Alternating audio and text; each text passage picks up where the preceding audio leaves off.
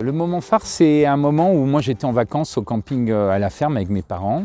Et ce qui m'avait étonné, c'est que la grand-mère qui nous invitait, moi j'étais pote avec les enfants et ses petits-enfants, et on jouait ensemble, et elle nous faisait à manger les fruits et les légumes de son potager, de son verger. Et à côté, il y avait le fils qui cultivait de manière à l'époque très intensive, et qui ramenait des carottes en masse, des navets, de production. Et j'ai dit, mais pourquoi on ne consomme pas ça?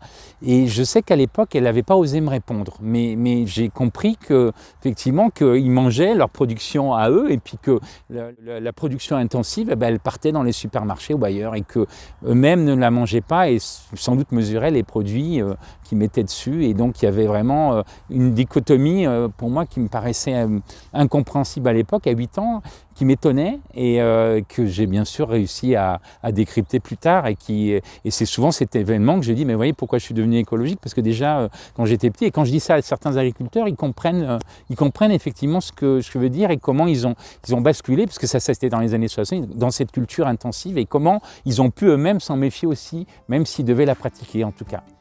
Ils ont pu en mesurer les dangers.